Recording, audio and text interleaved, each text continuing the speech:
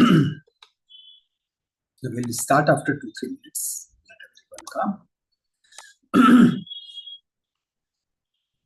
What I have done today is, so many things I have already pre-written. This is just to save time, and at the same time, the embryology is something where you have to really draw. Right? Actually, I would insist that whenever I say, you keep on drawing certain things. Right? So that would be very important, and it will be helpful for you for the proper understanding. Figures will be very simple, but yes, it would be good if you draw it along with it. Right? Very simple plain figure, but they will be good for your understanding. And as usual, it is like we'll be starting all the way from fertilization till the whole heart is developed, right? All the way, so that there is no doubt.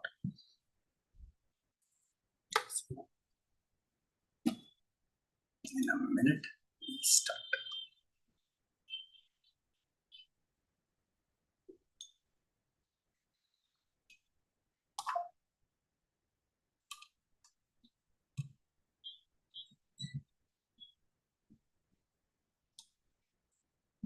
And I hope now you are very clear with the fetal circulation, right? So this would be like answer to many of the questions which were there during the fetal circulation. You'll find that why it, say when the heart is developing, so many changes, they are occurring automatically. Simply the principle of chemistry and the principle of physics.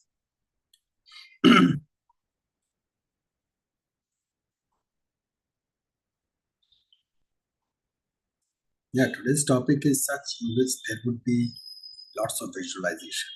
I mean, what I mean to say is that you have to think in 3D. Say, for example, if I say that this is a sphere, right? This is a sphere. And if we take a cut section, so that sphere would be, so that cut section, when it is seen from the top, would be looking like this, right? So it is this surface. It is actually the surface. It is that the cut surface which we are watching. Right? So that's how. Okay, the temporary reversal of shunt. Let's take it this way. Correct. From here, it is the aorta. From here, it is the pulmonary trunk. Over here, there were lungs. In fetal life, the lungs, they were shut down, right? So that's why no blood was there. And so no blood was going into the lungs. So that's why there was a mechanism. And that mechanism was nothing but ductus arteriosus. Correct. This was the ductus arteriosus. This ductus arteriosus was remaining patent because of the prostaglandins. Right? Prostaglandins. What prostaglandin was? Prostaglandin is a secretion which is coming from placenta. Right? So placenta is secreting prostaglandin, and that prostaglandin is keeping these ductus arteriosus open. Till this point, this is before birth. After birth, lungs are open, so that now the pressure over here is decreased, so the blood can easily flow into the lungs. Right? Once the blood is flowing into the lungs, there is no need of ductus arteriosus. Correct. And this ductus arteriosus should close because we'll be removing the placenta so that the prostaglandin secretion stops, so that ductus arteriosus should close down. But because it is a chemical process, it will take some time. It will take about a day or two before it gets closed. Now think of, this is the left ventricle and this is the right ventricle. Pressure in the left ventricle is more. So that's why the blood would start flowing from aorta into the pulmonary trunk, because now the pressure into the pulmonary system is definitely lower as compared to the pressure into the aorta. So this is what is called as the temporary reversal of shunt till ductus arteriosus closes. Once the ductus arteriosus is closed, this circulation stops. So this is for that small duration of time, the blood which is going from aorta to pulmonary trunk is called as the temporary reversal of shunt. Now there is a condition which is called as the PDA, patent ductus arteriosus. Patent means it remains open, it doesn't get closed, right? It doesn't get closed. And if it is not closing, so in that case, from aorta, the blood will keep on going towards the pulmonary trunk, and that will lead to so many complications. There won't be any pressure difference in the fetal circulation. There would be, because during fetal circulation, there was tremendous pressure into the right ventricle because lungs, they were shut. That was the reason the blood was going from right ventricle, that is from pulmonary trunk to aorta. Right? What happens to ductus arteriosus? What we were discussing, it gets closed. Right? It has to close, because if it is not closing, it is called as PDA, patent ductus arteriosus. It is a pathology. It is an abnormal thing, not a normal. Are these USMLE lectures or normal physiology? These are the lectures which are, there is nothing like USMLE lecture or normal lecture, right? In USMLE lecture, in USMLE, the questions which are asked, they are conceptual questions. You just can't cram them, right? So unless and until you don't learn the mechanism, don't learn the whole concept properly, it would be difficult. Right? So there is nothing like that. For USMLE, there are different topics, and for normal MBBS, there are different topics. No. When let's say you are exam going students for the USMLE, so obviously at that point, many of the things will be taken for granted, that you know these things well. Straight away, the question would be, like, say, what are the cyanotic congenital disorders? Right? So obviously at that point of time, we won't be discussing these pressure changes, etc. It is taken for granted that at least you know that much part quite properly. Right? Okay, so I think it's time. Let's start. So here it is. That's today's topic, the embryology.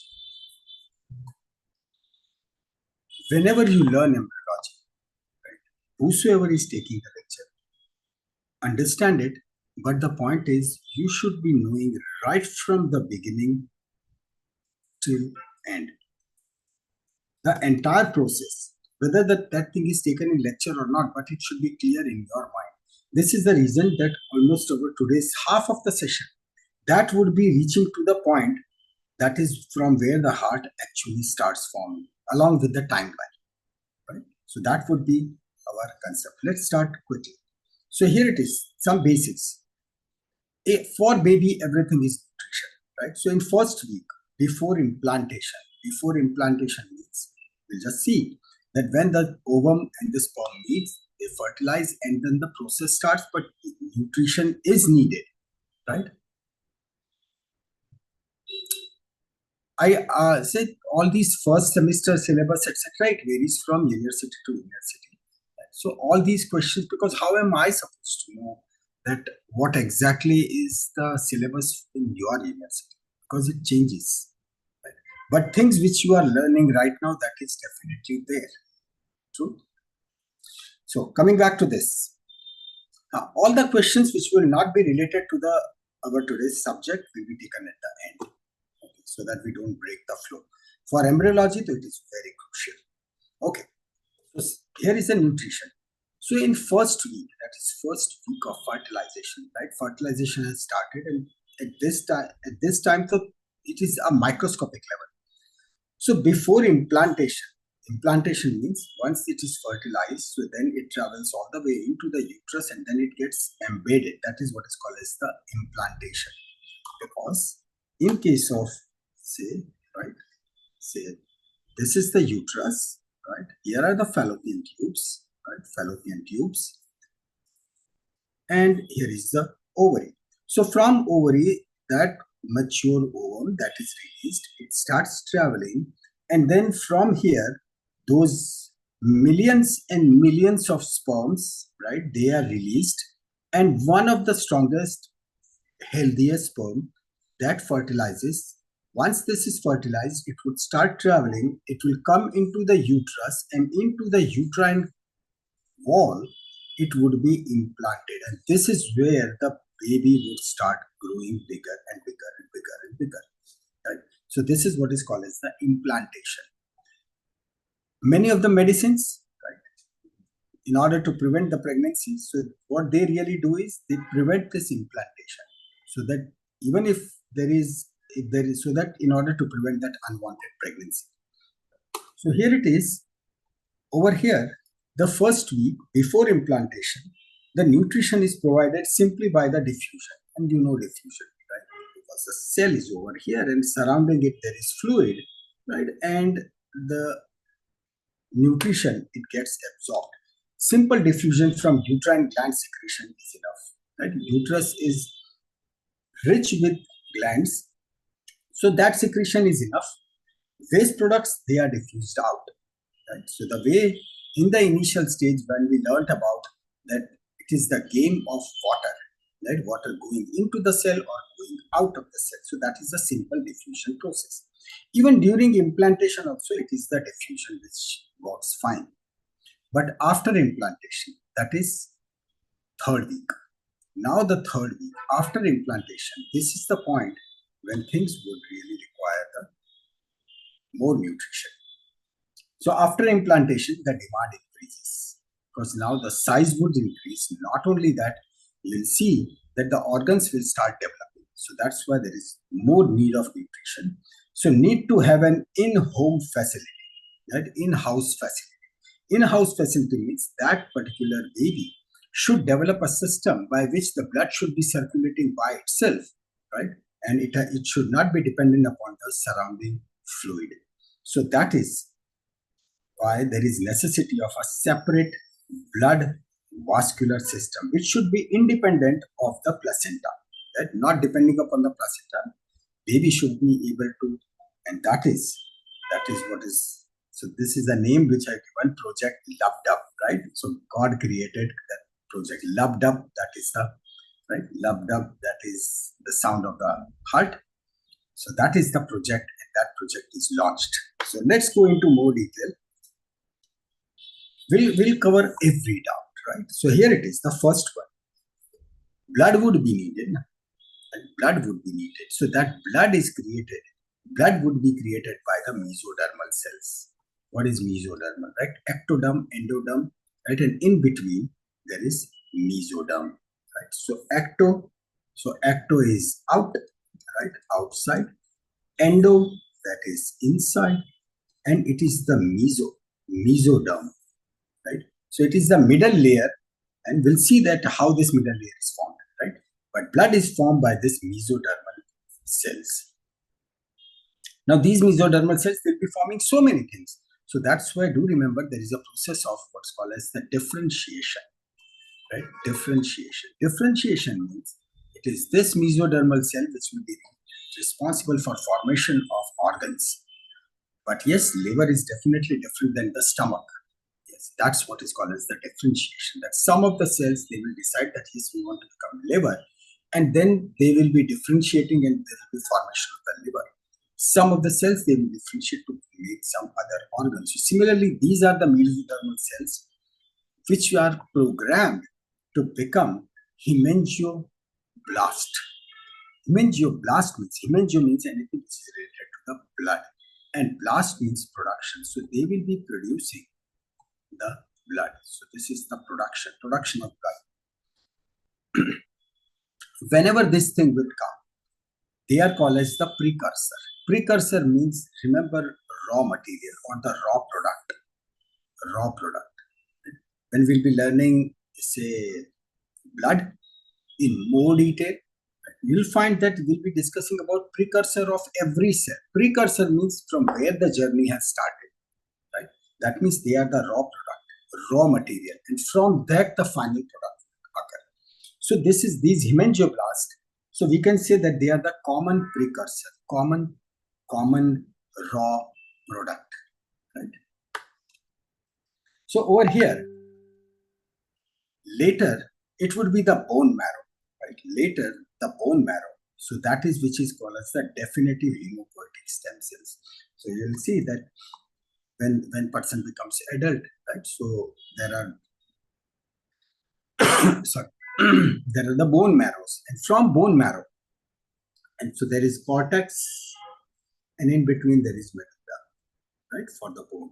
So all those long bones, they will start producing the hemopoietic cells, and that's how the blood formation will continue. So this is the beginning, because initially we need to have these mesodermal cells because there are no bones, right? There is no bone marrow, so that's the reason we'll be requiring this. Next, blood vessels are needed, because if the blood vessels are not there, then heart alone will do what, right? So that's why we come across this blood vessels. We need to form those. We have got two things: vasculogenesis, angiogenesis. Whenever it comes genesis means formation. Right? So over here, vasculogenesis, that means vessel formation. Angiogenesis means again the vessel formation. Right? Both are same, but there is a difference. Vasculogenesis, that means that is the beginning. This is the start. This is the start.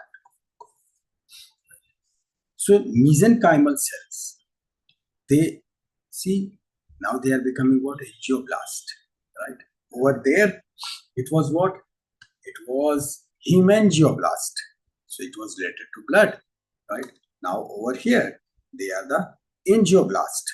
So they are called as angioblast because they will not be forming the blood, but they will be forming the early blood vessels. So when we talk about vasculogenesis, means we are talking about start, or in other words, early blood vessels. Right? This is the early stage.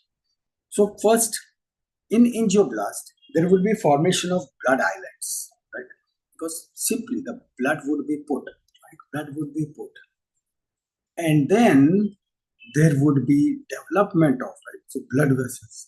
And then there would be the development of a cleft in between. Right? And then they will be reorganized, and that's how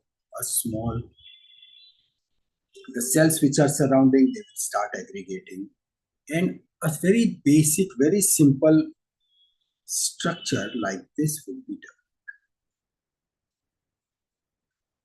So simply, nothing has become. These angioblasts, they rearrange themselves so that they created a cavity. Right? So these are the early blood vessels. Very primitive single layer blood vessels are formed. And these blood vessels, right, these vessels, they start connecting with each other. So that's how. So there is another blood vessel, right? So gradually they will start forming, because they will be forming, in simple words, they will be just forming. They'll be just forming a single layer wall structure. Out of this, right, where all the cells are there, and in between the space is created. Right? That's it. The space is created. And when multiple such cells will collect, so a tube will be created. Right? And then from such basic cell walls, there would be sprouting. Sprouting means a new vessels, they will start developing. New vessels from these basic vessels. So that is sprouting of new vessels from existing one. So when we say about the angiogenesis, that means it is from this vasculogenesis has created early basic vessels, right? And then, and no big rocket science, simply a group of cells, and in between, if there is formation of a cavity, so then what would happen? But so that's how the tubes, they will start creating. This process, it will be repeated 10 times, right? Because heart also develops exactly in the same style. So then these are all those cells, they keep on getting collected, right? They keep on connecting with each other, and the formation of angiogenesis. So that is how the endothelium and the blood vessels, they are formed. Right? So this is how the vessels are created. So simply two things you have to remember. One, the cleft, right? The cleft which appears, cleft means gap, right? And then the second thing is they reorganize so that they make the wall, and then all such cells, they aggregate with each other, they connect with each other. So this is like one ring, Then another ring comes, it joins, third ring comes and joins. So obviously, like it will be forming a tube, right? Rings, they join, and that's how the tube is formed. And then from these tubes, new vessels would sprout, right? New vessels will pop up. So that is what is called as the angiogenesis, and that's how all the arteries they will start developing. So now we move on to the arrival of happy heart. So here it is, the beginning, right? So that is where the male and female, they decided to extend the family, and the ovum is fertilized, right? Once the ovum is fertilized, so always the sperm which fertilized that particular ovum was the strongest, best, fastest, most healthy, smartest. So there was competition right in the beginning. So always remember that you are someone who was smartest, who was fastest, who was strongest, most healthy. So that's why you were the winner right from the beginning, right? Because it is that sperm which made you. So fertilized ovum, 24 to 36 hours, this is what is called as the two-cell stage, right? They just divide and then there are two cells. From two cells in the stage of, can read back at the end. Yeah. Okay, so moving on to this 2 cells to 3 cells, right? 3 cells. So in about 36 to 48 hours. So see, initially the things are so slow. It takes some time. Right? It takes some time before that division starts. So 3 cells. 3 cells to 4 cells. 4 cells, it keeps on dividing. 4 cells to 8 cells. 8 cells to 16 cells. When it comes to 16 cell, we now call it, we give a name to it, and it is called as the morula. Right? Morula. So now we are at 72 to 96 hours, and now we have got a ball of 16 cells. There are 16 cells, and we are calling it a blastomere. Right? This whole thing, right? These cells, they are the blastomere. Something new happens at this point of time. 16 cells are inside, right? 16 cells are inside, but then it develops on one outer layer. This layer. This is a new layer formed, and this layer, which is made up of glycoprotein, and it is called as the zona pellucida. It is called as the zona pellucida, right? Going into more depth, there are several types of proteins into this zona pellucida, which are called as the ZP1, ZP2, ZP3, and all are having different functions. But right now, we just understand that we are at a point in which there are 16 cells, and this whole thing, and remember, this thing is into 3D, right? So it is like a ball, right? Everywhere, right? That zona pellucida has covered it. And right now, this thing is happening into the fallopian tube, right? And it is going towards the uterine cavity. That is where it has to embed, right? So it is traveling. So by the time it reaches over here, right, it has already reached to the uterine cavity. From 16 cells, things increase to 32 cells. And we now name it as blastula. Blastula. When we'll be learning ultrasound, when we'll be learning ultrasound, right? Ultrasound of this obstetrics. So we'll actually be able to see this, right? I'll show you the images. So here it is the blastula, 32 cells, and it is quite early, but now the size it can be seen. What really happens is the most interesting thing. See, inside there were 16 cells. Then 16 became 32 and we call it blastula.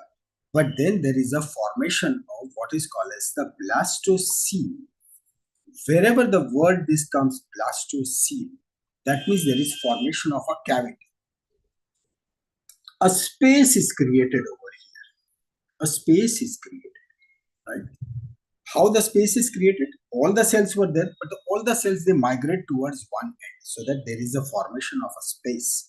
And that space, that cavity is called as the blastocele. So remember, it is the cavity, right?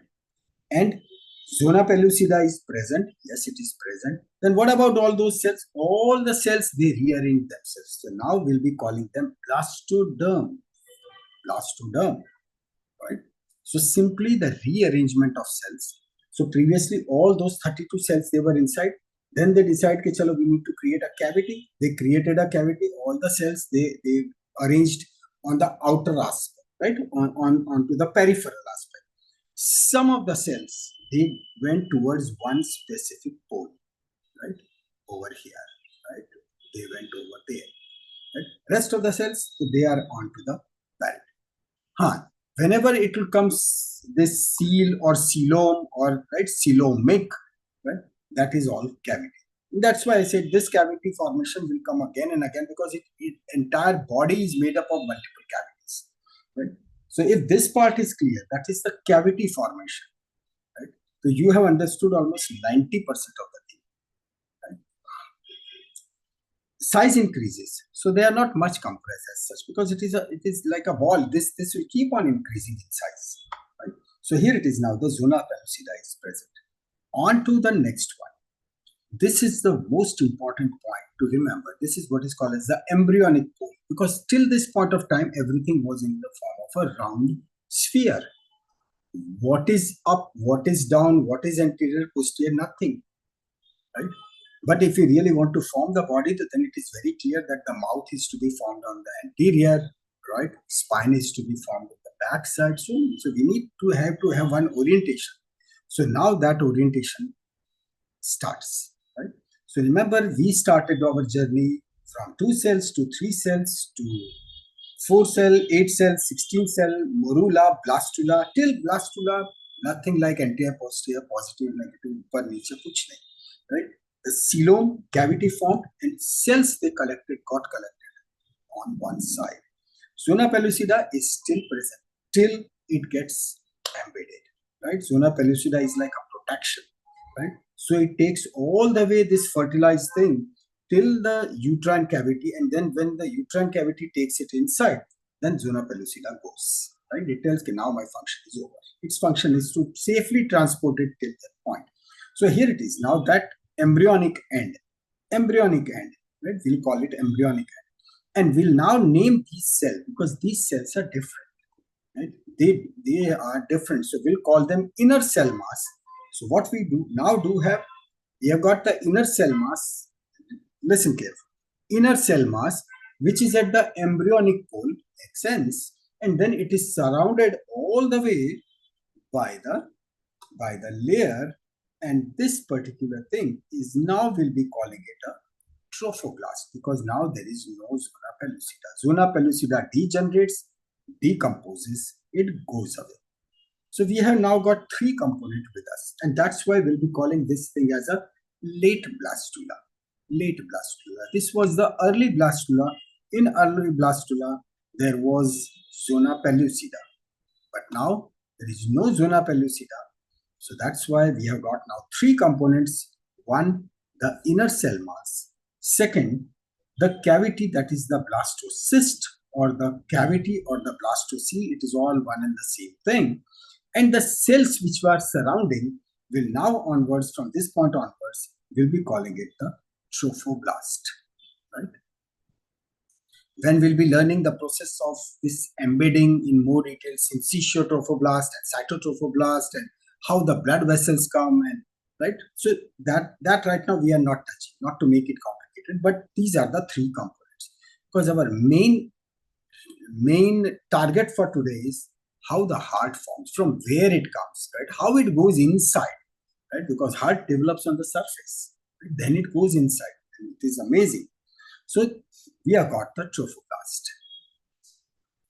We have got 2 ends, which we said embryonic end, right? Till this point, we were calling it as embryonic end. From now onwards, we'll be calling it a polar end.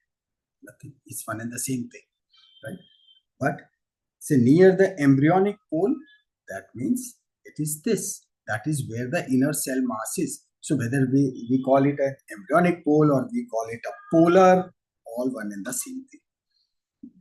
Rest of the area is called as the mural.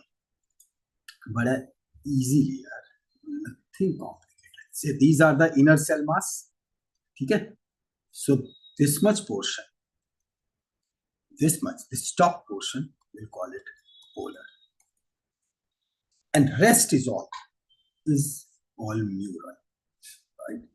Rest, all of it is neural. So all the way, I'm not drawing all those cells, right? Those cells are here. So that line, this line is it is exactly like this. So you can see, right? This one is neural.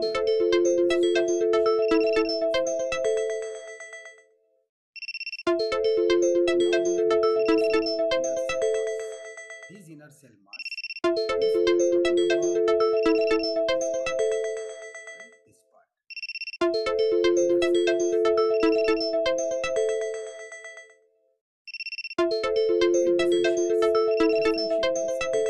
Start changing their form.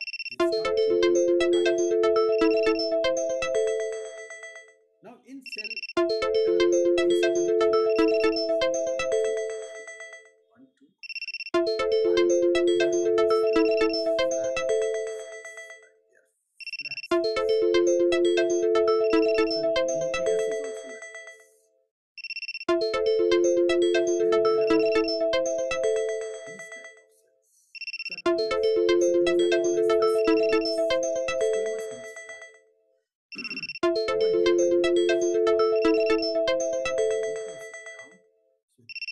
straight away we can say they are cuboidal, cube-like, right? They are cube-like.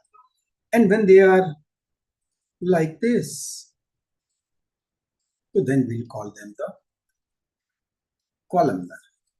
In this, the nucleus would be elongated.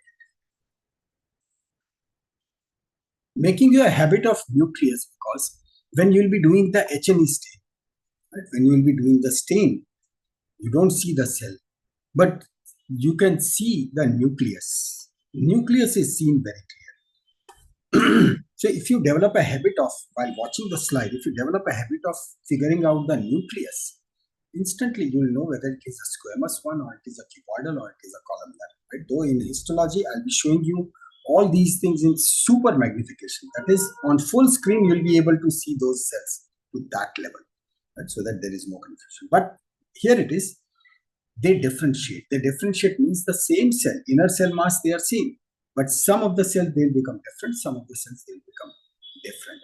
What? Some of the cells they'll become flat, right? So they'll become like this. So we'll be calling them hypoblast, small. These are small ones. So hypo is small. So they are also known as, aka also known as the endoderm. And till this point, we were having only one type of cell. So now one group of cell, they become flat. So this is endoderm. Endoderm, it is inside, right? It is inside. So yes, it is inside, right? And then others, they become columnar. They come like this. So they'll be long, right? So once they are columnar, they are called as the epiblast.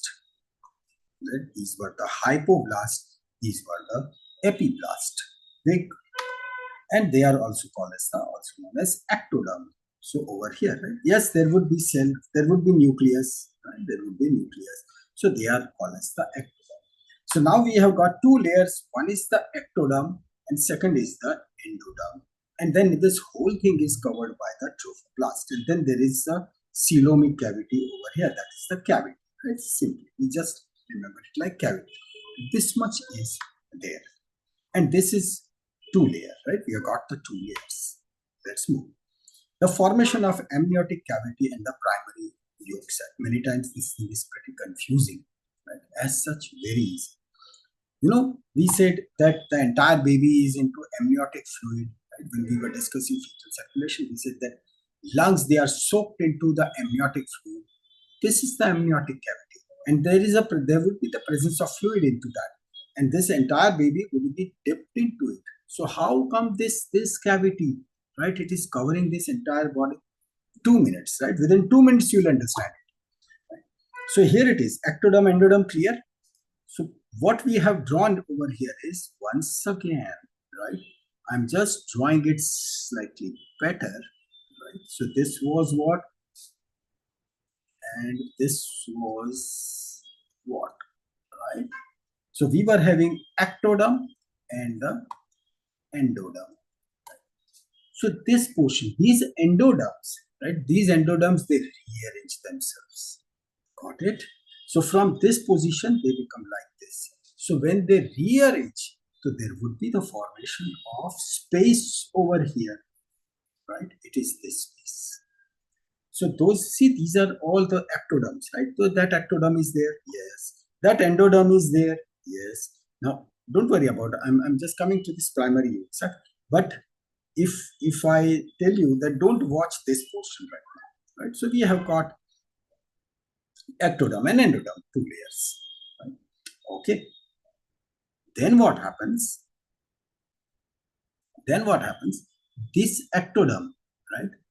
That ectoderm, it goes like this.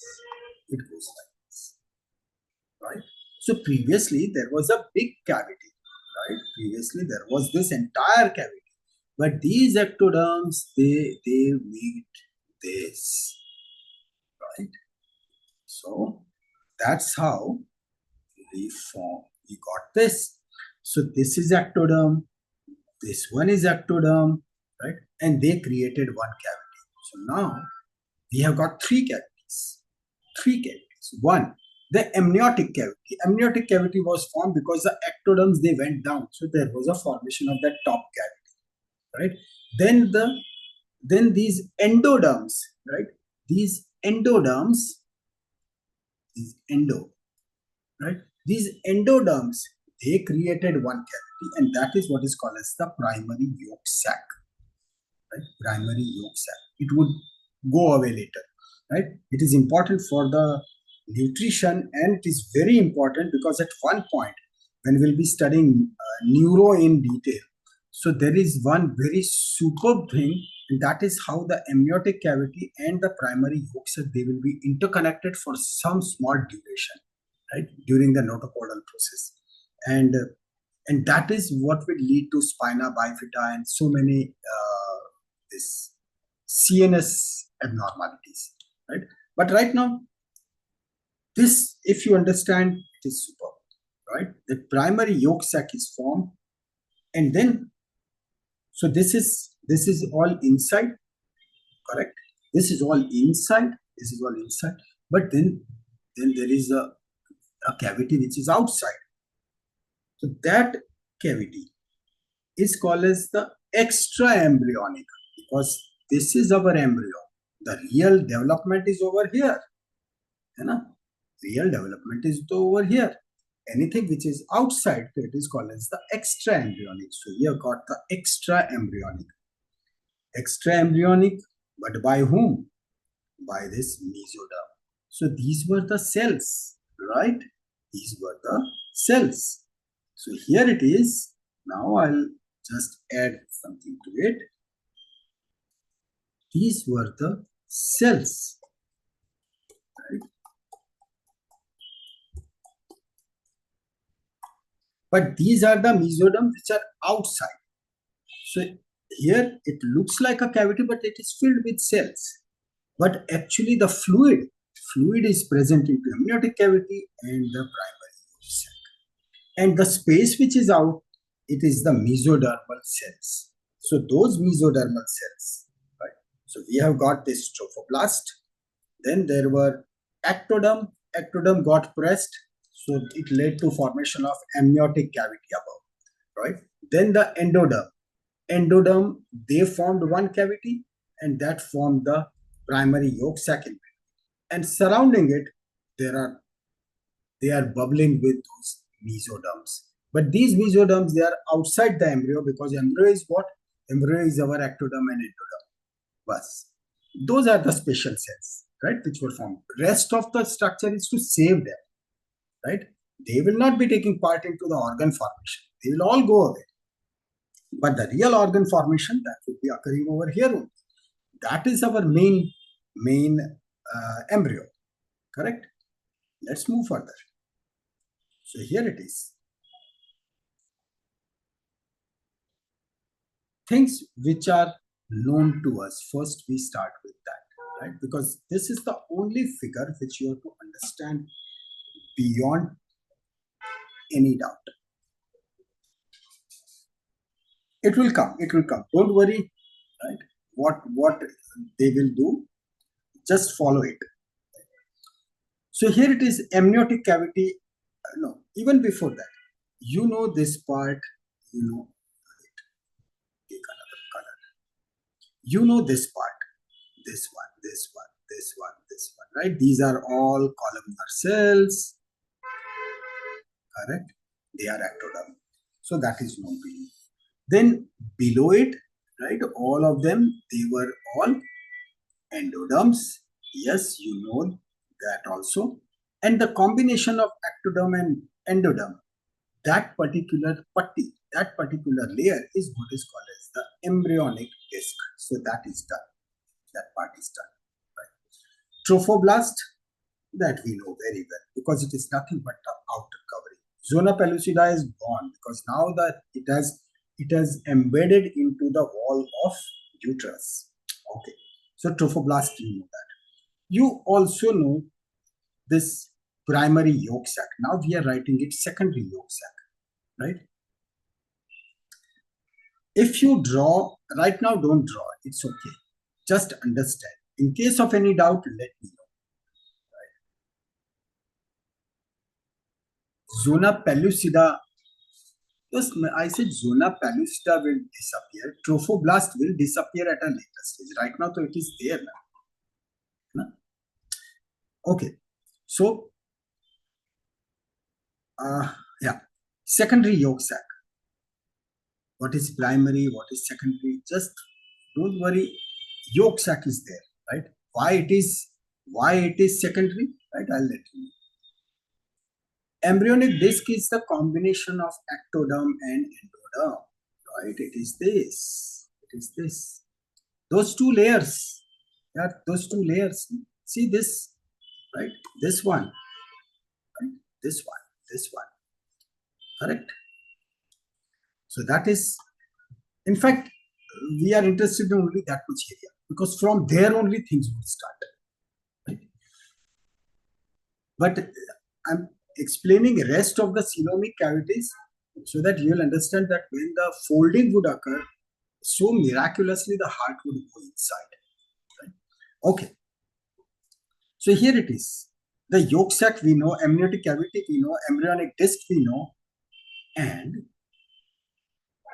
this outside layer, right? Now the thing is, focus on this because this is the only point which is usually causing the trouble. Extra embryonic mesoderm. We said that those mesoderm cells, they are bubbling, but they are outside embryo, right? They are outside embryo. Now there is development of cavity in that, right? So there would be a development of cavity in that. So these dots which I have done, those dots, they are over here. Those dots are over here. Those dots are over here. Right? So how the things are?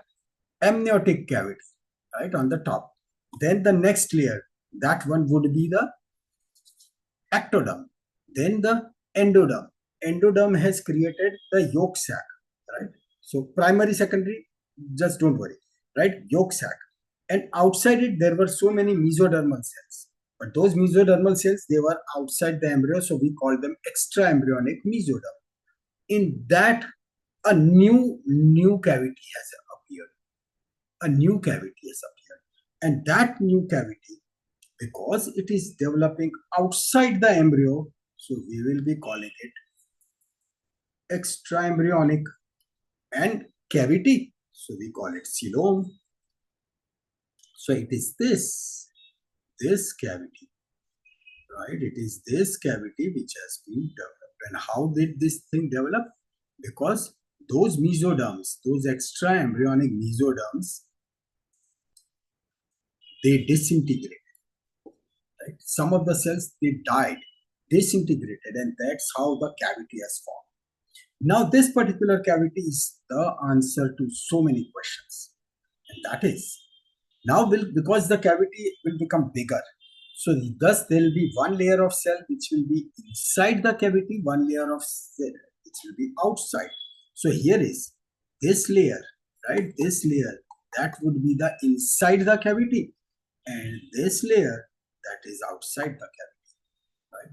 The entire body, these are the cavities which are formed, and that's why, see wonderfully, what are they called as they are called as the splanchnopluric and the somatopleuric. Let's make it simple. It is called as the visceral and parietal, right? Rings the bell. Visceral and parietal, these are the things. So when it comes to lungs, so when we said pleura, the pleura was having a visceral layer and the parietal layer. This is the thing. Because during the development of the lungs, once this cavity has formed, which cavity? Extra embryonic coelom. So it has pushed some of the layer, some of the cells, and they became visceral pleura, right? They became visceral pleura. Visceral means organ, right? Viscera means organ. So the layer of mesodermal cells which are near to the viscera, will be calling them visceral. Its full name is splanchnopluric. Splanchnic system means system which is related to organs. So that is called as the splanchno. Pluric means layer. So this is what is called as the splanchnopluric or the visceral layer. Similarly, there will be another layer which is outside. So we were calling it a parietal pleura. Parietal pleura was outside, and in between visceral and parietal, there was what? There was that intrapleural space, and that space is filled with fluid. Same thing. Same way, right? It will happen in case of heart, in which we'll be calling it pericardium. And pericardium will be having, right? We saw that it has got the visceral layer and the parietal layer. When it comes to lungs, so we call it pleura. So then pleura has got visceral layer and parietal layer. When we'll be learning the abdomen, we'll be calling it peritoneum, and in peritoneum there will be a visceral layer and the parietal layer. Same mechanism. Same mechanism. So this cavity, that cavity becomes bigger. So in fact, it takes care of everything. It takes care of heart, it takes care of lungs, it takes care of abdominal organs. So this cavity which forms these two layers. What we are learning is, we are focusing on heart, but all the organs, they are developing parallelly, right? So it is not so that once the heart is formed, after that the stomach would start, after that liver would start. No, everything is occurring parallelly. Simultaneously it is happening, right? So that's why in embryology, what you are watching right now, we are dealing with, this much is common for everyone. We are not yet reached to the point where the heart is formed, right? But I hope this part is clear, because this has given you the answer of that why those two layers are formed, right? This is the reason. On to the next one. Now we are taking only the embryonic disc, right? So embryonic disc, I'm not drawn the nucleus, right? Nuclei I have not drawn. So they are there. It is self-explanatory that they are there. Okay. So we have columnar cells. We have got the cuboidal cells. In other words, ectoderm and endoderm. In other words, epiblast and the hypoblast. Right. Now take this, and here is our. So this is our embryonic disc, correct? Now whole embryo, still, if we look from the outside, so we won't be able to see anything, because everything is covered with trophoblast, correct? Everything is covered with trophoblast. 3D, right? It's a ball. So over here, there is no head, no tail, nothing is there. But then, what we do is, columnar cells are always ectoderm. Yes, columnar cells are always ectoderm. Right? In fact, it is other way around. Ectoderms, they are columnar cells, right? Because there will be development of columnar cells at so many other places also. But ectoderms, they are columnar, right? Not the other way around. Because columnar cells, so they will be developing at multiple areas, right? Very soon we'll see. Okay. So coming back to this, that this is a ball. and we cut it. Right? We take a slice. So this is the x-axis, xy means it's not x-axis or y-axis, but just we take a slice. We just cut it, and we cut it, and we see that what is seen. We'll see that when we cut, you have to really visualize it in this way, right? Very careful. Very careful. What I have shown you, this part, right? If I say this is the head end, right? Or forget about head end.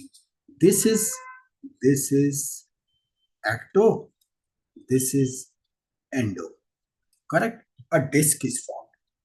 Out of that, in the inner portion, that is in the endo portion, right? In the endodermal portion, some of the cells, they become bigger. Here it is. Some of the cells, they become bigger, right? Not on the ecto side, but on the endo side, inside, they become bigger, correct? Now, if this is the thing, and then I just place it into this entire sphere, right? So if I say that the cells, if I say this is the sphere, all these cells, what I'm watching is ecto, right? But I remove some of the cells, and when I watch deep, I'll find that cells of those endo, they are bigger over here. Over here, they all are normal size. But at one end, they have become bigger. It is this portion which we are talking about, right? Remember, this is endo, so it will be inside. So I have to just scrape off ecto, and then I have to see it inside. So that is what is shown, right? So now take it this way. This is the head end. So this is the head end. This is the tail end. So this is the tail end. This is the entire embryonic disc. So this is the entire embryonic disc, right? It has to be in center, no? It has to be in center. If you cut it from the side, it won't be, right? Because this disc is developing into the center right now. And see, it is the central axis which is getting defined. True? And then the circle which I have drawn is, that circle is this portion, right?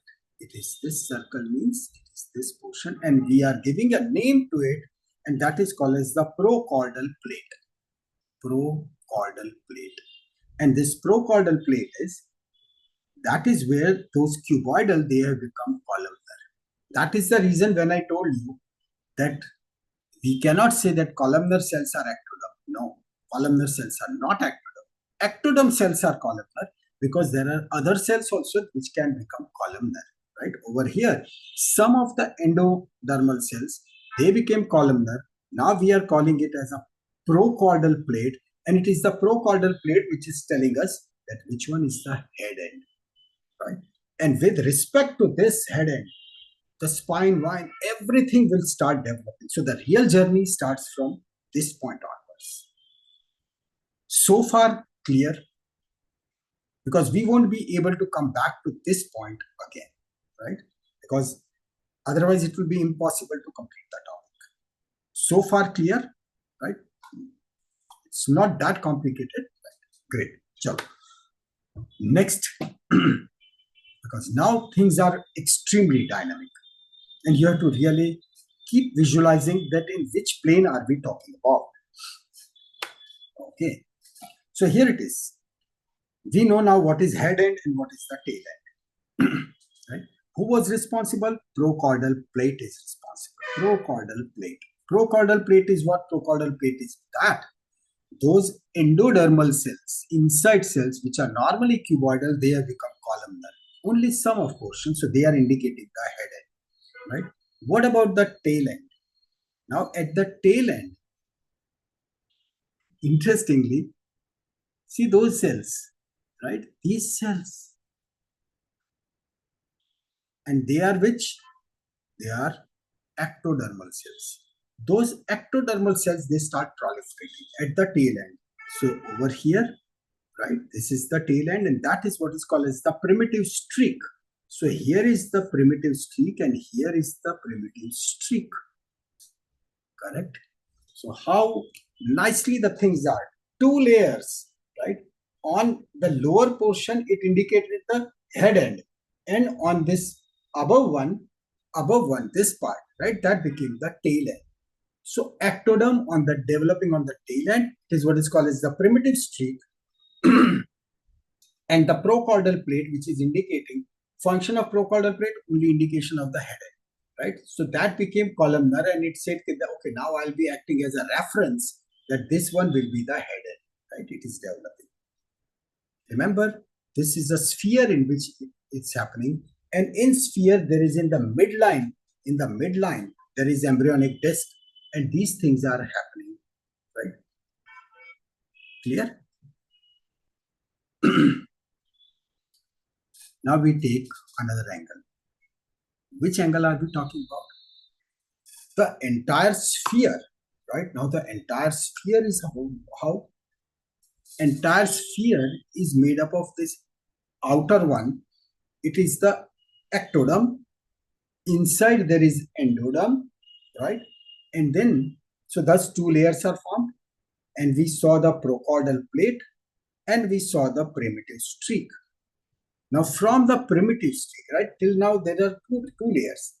From the primitive streak, those cells, they start going in between. So like two slices of bread, and the butter which we apply, exactly the same way from the top slice, that butter is sneaking in between the two layers, right? So here it is. This is the primitive streak. Sorry. This is the primitive streak. Primitive streak is ectoderm, right? So that primitive streak, the cells differentiate, right? Now they are again cuboidal, and those cuboidal cells, they start migrating in between ectoderm and endoderm, right? Ecto is outside, endo is inside, and meso is middle. So these mesodermal cells, they start going in between, right? They start going in between. Now mesodermal cells, so previously also we saw the mesodermal cells now. Over here, right? These are what? These are all mesodermal cells. But those mesodermal cells, they were extra embryonic. Now this is developing inside the embryo. So that's why we are calling them intraembryonic mesoderm. Right? Crystal clear. Two germinal layers, right? This embryonic disc is also called as two germinal layer, ectoderm and endoderm. That they are called as the germ layer. Right? So whenever we'll be told about the two germ layer, so that is ectoderm, endoderm. When it is said that three germ layer, so then it is called as the ectoderm, mesoderm, and endoderm, right? So, but because it is happening into our embryo, from this the organs are going to develop. So that's why we'll be calling it intraembryonic mesoderm. So now we have got one layer. Well, now we have got the embryonic disc, but this embryonic disc is three layer, in which there is ectoderm, mesoderm, and endoderm, right? Also, do remember that there is primitive streak, because from primitive streak, the mesodermals, they are entering in between. And then there is procaudal plate, which was over here. Here it is the procaudal plate. And this procaudal plate, which is indicating the head end. Because later on, when we have to create the mouth, right, all those things will be coming into picture. Okay. On to the next one. Right. Now the things are on. Everything is clear, right? So this is the procaudal plate, and this is what is called as the primitive streak, and through the primitive streak, right, there is ectoderm, endoderm, mesoderm, right? They are there, and this will be the cloacal membrane. Cloaca, that is the last end of our digestive system, from where the anal canal will be there, right? And there is a developing notochord. Notochord is a structure, right, which will be later guiding for formation of the spinal cord. Okay. Right now, we will not be going more detail of the notochord. Notochord is just, remember, it is like our spine. Right? and rest of the cells, see, the outside of everything, that would be extraembryonic mesoderm, and some of the cells which will be merging, so this will be intraembryonic mesoderm, and that is what is called as the connecting stalk. Connecting stalk will be nothing but it will be later formed in the embryonic umbilical cord, right? Because it will be connecting. Because this now whole ball, right, that will start becoming bigger and start folding. So it is this connecting stalk which is connecting it to the placenta. Right? That would be the link. Primitive streak, I told you, primitive streak is like development. Ectoderm, some of the cells of ectoderm, they differentiate and then they move in between. Correct? So primitive streak is differentiation of certain cells of ectoderm. Correct? See, right from the beginning we are drawing it. Now. Here it is. See, here it is the primitive streak. Right? Primitive streak. Some cells. So instead of, see, they are columnar. Instead of columnar, they become cuboidal and then they move. Got it? So now we have got the trilamellar germ base. This is the beginning. This is the beginning. Outer is ecto, middle is meso, inner is endoderm. Correct? Done. There is a name which is given to it and it is called as the process of gastrulation. Gastrulation, the process of gastrulation. So many questions they come from this point, the gastrulation. And gastrulation is nothing but formation of these three layers.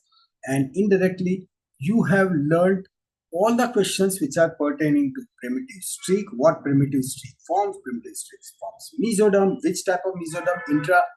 Intraembryonic or extraembryonic? Obviously intraembryonic. And procaudal plate, that is what will define the head end. Cloacal membrane connecting stalk, nothing. Cloaca, the anal canal, right? So if makes sense, if this is the head end, then this one would be the tail end, right? This one would be the tail end.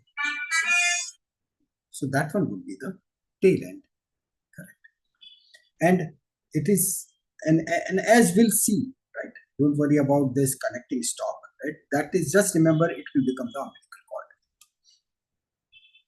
So here it is. The gastrulation, the process of formation of primitive streak, endoderm, and intraembryonic mesoderm. Right? Just this much, if you remember, that should be fantastic. Right? So what was the gastrulation? Process of formation of primitive streak, in which ectoderms, and they went inside. Endoderm was already there. And in between, there was that mesoderm, and we called it intraembryonic. Right? Now comes the heart. So here we have got everything removed. We have got ectoderm, mesoderm, endoderm. Ectoderm, mesoderm, endoderm. 3 layers. Right? And think of, we are dealing with now, this side is our head end. Right? This is our head end. Why did we say this side is our head end? Because underneath there was the procaudal plate. Procaudal plate was on which side? It was onto the endodermal side. It was over here. So procaudal plate is ulta, niche, right? Clear? Then here is the first formation, and this is called as the primitive heart field, the area where the heart will develop. So heart develops. Heart is an organ, viscera. So viscera will develop from mesoderm. So ectoderm, endoderm, but in between the mesoderm, from mesoderm area, here is the first tube which is formed. Right? This is called as the primitive heart field. Right? Primitive heart field. Now what I've done is, this blue line, we just take a section. And then we watch it like this. So how are you watching? This is endoderm. This is endoderm. This is ectoderm and this one is the mesoderm. Right? Quite easy. So just a section is taken and then we are watching it. Right? So endoderm, mesoderm and ectoderm. And in between we have got, so right, we have got this areas. These are the areas which are primitive heart field. Right? Even if everything is forgotten, at least we understand this, that the ectoderm is out, endoderm is in, right, and mesoderm is middle. So from mesoderm, a area develops which will become the heart. Right? So here it is. This is what is called as the primary heart field. Right? As written. Right? I'm not writing it again. Primitive or the primary heart field. Primary heart field in mesoderm. That's it. Now this endoderm, it secretes VEGF. Right? These endoderm cells secrete. That is called as the vascular endothelial growth factor. It is a growth factor, which will stimulate the growth. Growth of what? Vascular vessels, endothelium layer. So endothelium of vessels. Right? Now heart is basically the vascular system. So this triggers rearrangement of heart tubes. So this is like a whole tube, na? Right? This one is like a whole tube, right? This is like a whole tube. Right? And we took a section over here. We took a section, and that's why we are watching these two parts. One part here, one part here. Right? If it is if the section is taken on this blue, so then we might have seen it like this. Correct? Because the cut is over here. What I really wanted to show you is that this is like two areas. Right? This is a heart area, this is a heart area. They both are developing separately. Right? This is a whole tube. Correct? And they develop. So here it is. Now focus exactly on this part. Now it is becoming bigger. Right? So here is ecto, here is endo, right? And these are the heart tubes, right? Heart tubes. This one and this one, both of them, they are the heart tubes. New areas develop, new cavities develop. So here is development of one new cavity, and this cavity, this one and this one, which appears on both the sides, pericardial cavity. So this pericardial cavity will become bigger and then it will cover the heart, right? So it has started developing. Then at the same time, here is another small cavity develops. That is the dorsal aorta, right? Because aorta is formed by combination of several pieces. We are on the day 20. After the fertilization, we are on the day 20. 3 weeks have not yet passed and so many things have started developing, right? So we have got the heart tube. Nothing is, they are just small tubes, right? And then there is another small aorta. And then in between there are cavities. And those cavities, they are the pericardial cavities. There comes the first vein. Anything, the blood which comes to the heart is called as vein. And this is called as the vitelline vein. And this vitelline vein is coming from where? It is coming from yolk sac. Now you remember yolk sac, right? It is coming from yolk sac, right? From both the sides. So it is this vitelline vein which enters into this. Similarly, from the opposite side, vitelline vein, it enters into this primitive heart, which is nothing but just a small tube. It enters. But this is the entry. This is the point from where the blood will enter. We are on day 20 and we move further.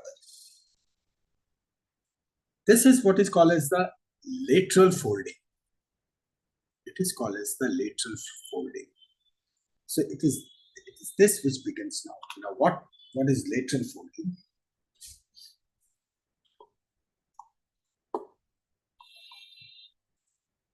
let's say this one, right? This is the area, right? In fact, keep it like this, right? This is the area. So what we are watching on the top, this is the ectoderm, right? Inside, this is endoderm. And in between, over here, you can say that these are the heart tubes.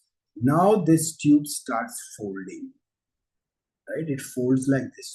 So my two fingers, they came near each other, right? Previously, which was like this, now it is folding and they come near each other. So exactly the same way, see, the heart tubes, they have come near each other as it is folding, right? As it is folding, this is folding, right? So over here I have shown it that it is like a tube and it folds like this, right? It folds like this. So those two heart tubes, they come near each other, right? So heart tubes come near each other. Still that folding continues, so much so they are next to each other. And meantime, what would happen to this pericardial cavity? Pericardial cavity will become bigger, and that will also cover. See, this is the pericardial cavity. See, over here, this is the pericardium. Right? I'll just make a shade change. This is the pericardium. That pericardium, it came so near that they both fused. Here it is. And see, the heart has gone inside. Right? Got it? So here is these are the heart tubes. They went inside. And then this is the pericardial cavity, which has just covered it. And on the opposite side, we have got the dorsal aorta. Again, they both are separate, right? Still, they are not merged. And then all of them, they merge. Those dorsal aorta, right and left, right? That dorsal aorta, they are fused. So now we have got what is called as the aortic sac, right? This aortic sac, which would be the outflow tract. Then this one is our heart tube. Heart tube has also fused, right, from both the sides. So because it was like this, so that tube fused. So now it has become one tube. Surrounding it, it is this pericardium, right? It is the pericardium. So we have got the heart tube fused, and that is what is called as the primitive heart tube. This is the primitive heart tube, right? And then see this big one, this one. See how nicely? And that is the pericardial cavity, right? Which has become big one, and it has fused and it has covered the whole heart. Because it makes logic, na? When those two cavities were here, but then they become bigger, and they both fused. So the heart which was over here, it was like this. So that pericardial cavity covered it. So heart has gone inside. So now this is the heart, right? Covered by pericardium. And yes, it goes along with those vitelline veins, right? So that will be acting as an in. And this one, this is the dorsal or the aortic sac, because that will become the future aorta, right? So that is also that would be the output. So this is, we are talking on the day 21, right? Day 21. So here, one more interesting thing happens, that for the heart, right? The inside is endothelial lining, and that is by endocardium, right? Internal lining, and the outer one is they become myocardium, that is the muscle. So inside of the heart, that is endothelium, because it is endothelium is true for every vascular, right? Whether the artery, vein, right? Inside is endothelium, In surrounding it are the muscles. So same way over here, the muscles are heart muscles, so they are called as the myocardium. So we have got the endothelial lining and the myocardium. Some myocardial cells, they differentiate. And they differentiate to become what's called as the pacemaker.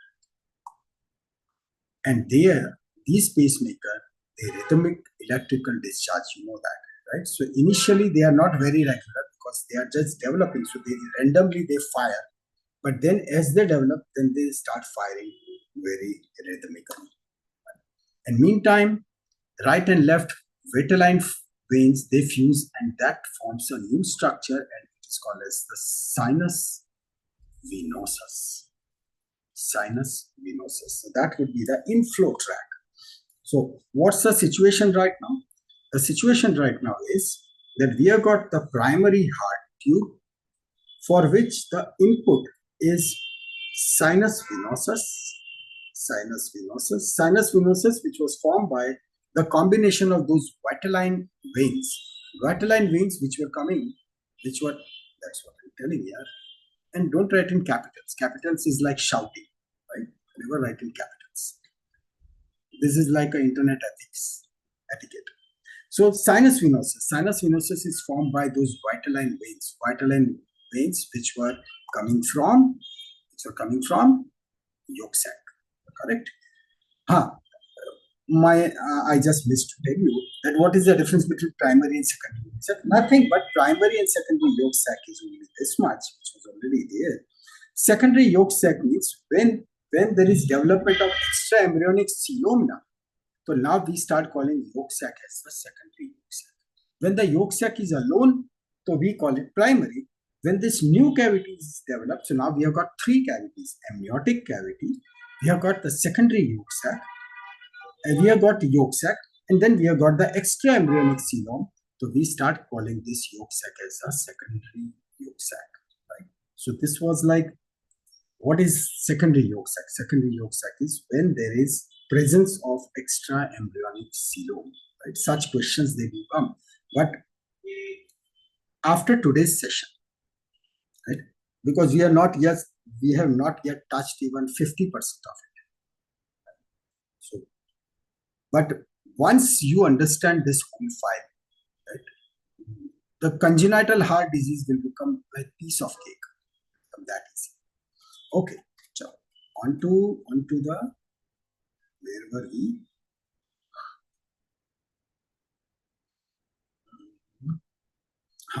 So we were here. Sinus venosus, which is formed by those vitelline, right? This is the primary heart, and the output would be the aortic sac, right?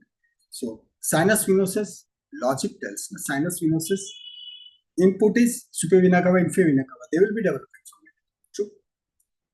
Output, that would be the aorta. Yes, that will be developing from it. So here it is. Now we are on to the week 4. Right? Week 4. So this is craniocaudal folding. That is the head-tail folding. Till this point, everything was folding. Now this only the embryonic tube, right? That is, right? This is a week.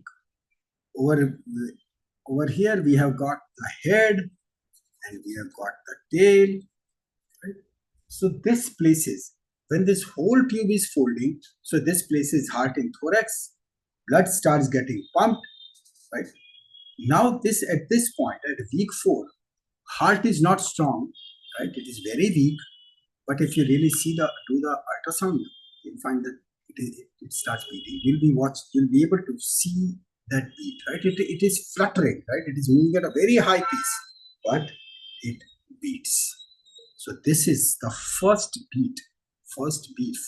movement flutter of the heart, which you see. Okay, I think we stop at this point. Right? I'll upload this file, go through it, understand it properly, because next time we'll be starting from this junction, where we'll be understanding all the structures, and then we'll see that how the loops, how they really lead to the formation of a real heart, right? Then how the heart will look like a single chamber, and then how these chambers, they divide itself, right? How the endocardial cushions form, how it will be forming the tricuspid and the mitral valve, what really happens to interatrial septum, how this foramen ovale comes into picture, what really happens between the interventricular wall, right? And then what really happens in case of pulmonary trunk and the aorta, that is how they really really overlap, right? And then there will be development of semilunar valves. Semilunar means aortic and the pulmonary valve. Then what really happens in case of what is aortic arch? Aortic arch, right? Aortic arch, right? And then from that aortic arch, how all those maxillary arteries, stapedial, all the other arteries, they really develop, right? And then how the venous components, they develop. And then we'll see that how SA node, AV node, and the bundle of his, and that's how the whole heart is ready.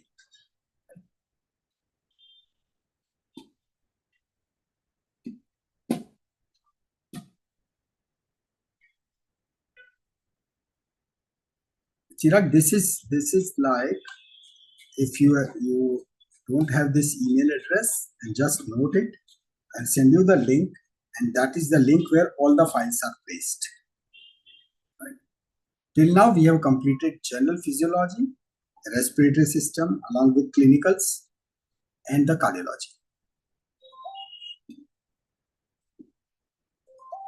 I think in Russia, no, they don't give salary. No. Salary is not given even in private medical colleges. Right? It is only in government medical college the salary is given during the internship.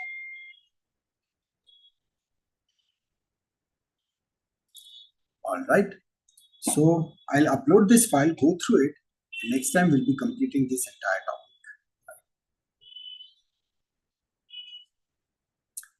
topic.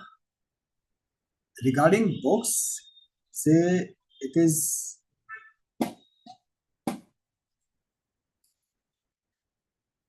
the standard books are for anatomy. I would suggest BD Chaurasia. And to start with anatomy, for the anatomy part, you go through my YouTube channel. Everything is over there. Just go through that, right? Whatever the things which are given over there, because everything is dissected. The question is like some of the topics which are given in BD Chaurasia, no, I have not taken into that on YouTube. Reason, whatever is explained into that YouTube, if you remember that and you understand it, right, there you won't be facing any problem. Whether it is India or international or any country of the world, the subject remains the same, body remains the same. Even if anyone uses international books, right? So it really doesn't matter. It means it is okay to say that yes, I'll be using the Henry Gray, right? But the Henry Gray, to read from Henry Gray, the entire anatomy, right, time would be very insufficient. So this is, and though it is definitely your choice, right? By the end of the day, you should know the subject. You have to start both the things parallelly, anatomy as well as physiology. If you really, even at this stage, you don't worry about upper limb, straight away start the thorax, because you are quite behind, right? So straight away start with thorax, because by the time you finish the thorax now, you'll be having complete idea about the cardiology, and you'll be able to understand the things. So those who have joined late, right? Same name, YouTube channel, same name is there. Everything has been dissected. Everything has been dissected and explained. So just go through that, and we'll give you the good idea. Right. And for physiology, yes, the international book, Guyton, I love that book. right? That is definitely superb book. And for Indian book, it is the Sambulingam. Sambulingam is good for exam. Definitely good for exam. Guyton is like story. You learn so much, but it is for the understanding. If you try to appear in exam, it becomes pretty difficult. So at least this much. And what you are learning, the embryology, for embryology, all-time great book is Inderbir Singh. Right? It is IBS, Inderbir Singh. But yes, there are other good books also. There are many good books. All right, I'll upload this file, go through this much. USMLE? USMLE after the end of second year, right? If anyone wants to appear for USMLE step 1, right? Many of the emails I have not yet answered because it is just too early for the registration of USMLE. Right? USMLE step 1, in which physiology, pathology, and the pharmacology, right? They are comprising 65% of the course. So unless you don't understand physiology properly, you'll find the pathology difficult. The pathology is not understood, then pharmacology is out of question. Right? You just can't cram. That's why at times, if I am not answered any of your question, it is simply because of that it is just too early. Understand this core basic. If this core is understood properly, right, you'll be surprised at how comfortable you become. Chalo. Next time I'll show you, because many of my senior students, they have sent a mail. They said that it was so helpful, but the thing is, because of the poor presence, those lectures, they were discontinued. Anyway, so all the best, right? And next time we'll be completing this, and then we'll be starting with congenital heart diseases. That is where I'll show you the ultrasound. That is where I'll show you the CT scan. That is where I'll show you even what are the, how to correct all these things, by what equipment, what is inserted, how that artificial valve is inserted. Right? Yeah, I am a radiologist.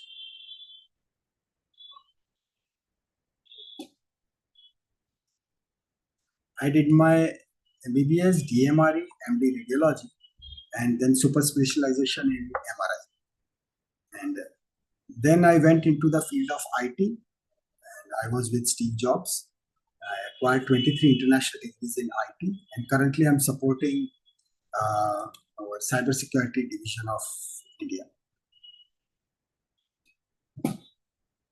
Now the lecture would be at 7:30. There will be the lecture for that cybersecurity. Yes, I am a health coach for our defense systems, our defense and the narcotics division, and Gujarat Police. Not 50 marathon, I have acquired 118 medals, 118. I'll show you the picture next time.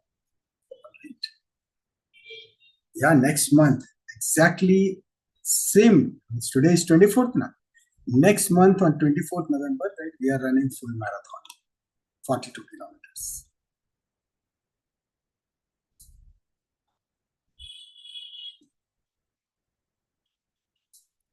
All doctors are good at marathon. Maybe you can also run easily. It's a matter of practice. It is how you condition your brain and how you condition your heart. Because marathon is like when you run a full marathon, any amount of food you eat, any amount of carb loading you do, say by the end of 32 kilometers, right, it is like hitting the ball. Everything is exhausted. So that is where you are running with your mind. Netter Atlas of Anatomy good? Yes, it is very good. It is very good. In fact, all the medical atlases, they are They are very good. You have been a topper all your life? Not at all. I'm a very ordinary student. Very not. In 12th I got the rank in boards, but otherwise though I'm not a very good student. I was a very normal student. Cycling is better than marathon? Your choice. Cycling is a different thing. When we are doing that Ironman training, so in that you have to run 42 kilometers, you have to cycle 180 kilometers, and then you have to swim for 4.5 kilometers. So that is the Ironman training. Next year it is happening. And all these things are to be completed in a stipulated time.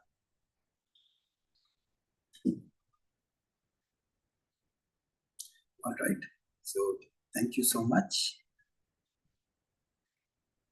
Hard copy or soft copy totally depends on you. It is like a personal preference. Previously, I was having hard copies of everything, but now though I feel that soft copies, they are the best. So if you'll see everything, in fact, this my board, right? So this is for the finance, that I'm into that also. Then I'm reading one more very good book, right? This is Mind Gut Correction recipes, some very tasty recipes they are there, so I'm into that. Plus, I was working on some of the signature, that is how one can interpret the signature, that is called as the graphology, and the that is called as the graphology, that is study of handwriting. So I'm running one division into the forensics of Gujarat. So that is where we analyze the handwriting, and then from that handwriting you really decipher whether the person is culprit or not, because handwriting is like your identity, is BP machine. Calligraphy is artistic handwriting. In calligraphy, I mean, say if you do this, right? So this is calligraphy. But when someone writes B like this, or someone writes B like this, or someone writes B like this, so this is not calligraphy. This is graphology. Graphology is study of handwriting and the signatures.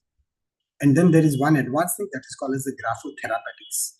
There is one very good book, Graphotherapeutics, by called the Sante Colon, Popular Book Library, New York. So that is like 26 volumes of this graphology. Right? So it's like having artistic handwriting, and you are a very good person. That is not me. So many characteristics, they are identified by your handwriting. That's why we say that for handwriting, either the person has to use a pencil or he has to use a fountain pen, because then and then your real nature comes out. All right. So thank you and see you next time.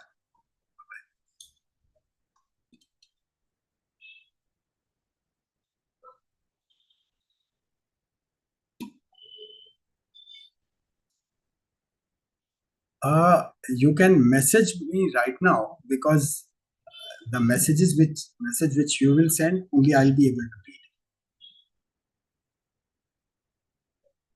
Or you can send a mail to me. I'll see the mail.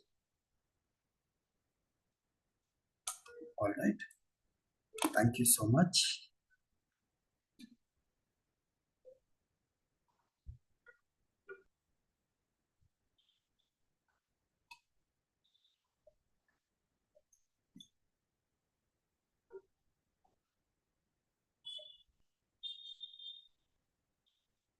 Send a mail to me. I'll just check it now. All right.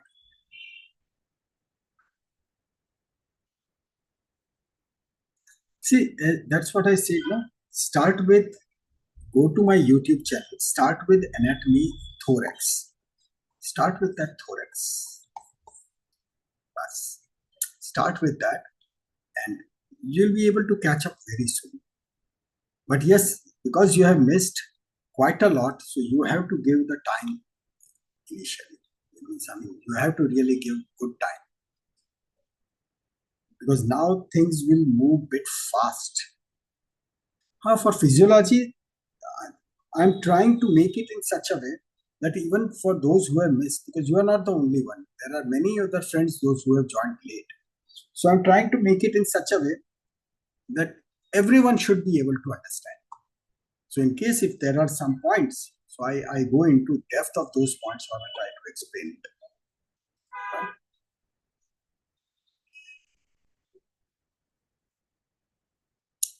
All right.